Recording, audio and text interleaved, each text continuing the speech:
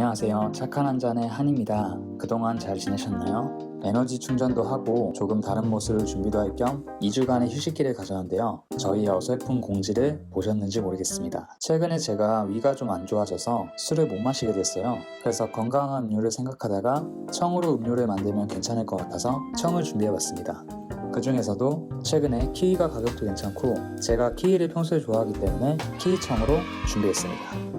뒤편에 키위청으로 만들 수 있는 두세 가지 음료를 같이 소개해 드릴 테니까 영상 끝까지 시청해 주세요.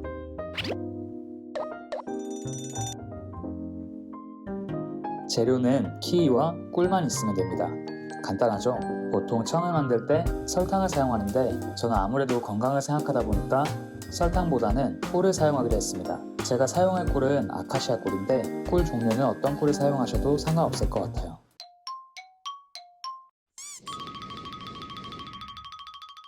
제일 먼저 해주셔야 할 건 사용할 도구와 유리병을 열탕을 통해 소독하는 거예요. 소독을 하지 않으면 청을 숙성시키는 과정에서 상할 수도 있습니다. 소독을 하실 때는 냄비에 물을 받아주시고 거기에 이 유리병을 뒤집어서 넣어주세요. 끓는 물에다가 이 병을 바로 넣게 되면 깨질 수도 있기 때문에 차가운 물에 병을 넣고 끓이다가 물이 끓으면 불을 끄고 병을 꺼내서 잘 말려주세요. 이제 키위를 손질해 보겠습니다. 보통 청을 담글 때 레몬이나 다른 과일 같은 경우에는 껍질채로 많이 사용하는데 키위는 껍질에 털이 많아서 수세미로 털을 제거하는 작업을 거쳐야 해요. 저는 그게 번거로울 것 같아서 껍질을 제거하게 됐습니다. 만약에 껍질째로 사용하실 거면 식초나 베이킹 파우더로 겉을 깨끗하게 씻어주시고 수세미 같은 것으로 제모 작업을 거쳐주시면 됩니다. 레몬청 같은 경우에는 동그랗게 잘라서 많이 사용하는데 키위는 껍질을 제거해버리면 무르기 때문에 동그랗게 잘라서 청을 담그게 되면 모양이 유지가 될 것 같지 않아요. 그래서 깍둑썰기로 잘라주겠습니다. 이제 청을 담가 볼게요. 보통 설탕이든 꿀이든 키위와 1:1 비율로 넣어주는데요. 저 같은 경우에는 꿀로 하기 때문에 키위가 약간 자작하게 잠길 정도로 꿀을 넣어주겠습니다. 키위와 꿀을 넣을 때는 키위꿀, 키위꿀 이 순서로 넣어주시면 좋을 것 같습니다. 이제 마무리로 위에 뚜껑을 닫아줄 건데 닫기 전에 위생 비닐을 올려줄 거예요. 숙성되는 동안에 공기를 차단해 줄 수 있겠죠? 이제 저희에게 필요한 것은 무엇?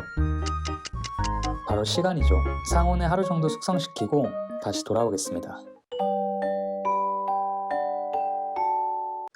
뚜껑을 한번 열어보겠습니다. 첫 번째 음료는 키위 에이드입니다. 숙성된 키위청에 탄산수만 넣어주면 완성이에요. 저는 탄산수가 충분히 시원해서 얼음을 넣지 않았는데 차가운 걸 좋아하시는 분이면 얼음을 넣고 키위청을 넣은 후에 탄산수를 넣어주시면 됩니다. 다음은 키위 라떼인데 조금 생소하실 수도 있을 것 같아요. 이것도 정말 간단합니다. 얼음 우유를 넣고 위에 키위청을 넣어주세요. 저는 개인적으로 라떼를 에이드보다 좋아한답니다. 마지막으로 아이스크림에 키위청을 얹어 먹는 방법인데요. 저는 건강을 생각하다 보니까 아보카도랑 바나나를 갈아서 만든 수제 아이스크림에 얹어 먹을 건데요. 집에 아이스크림이 있으신 분들은 그 위에 키위청을 얹어서 먹으면 더 맛있게 먹을 수 있을 것 같아요. 근데 키위청 자체가 달기 때문에 맛이 강하지 않은 아이스크림이면 좋을 것 같습니다.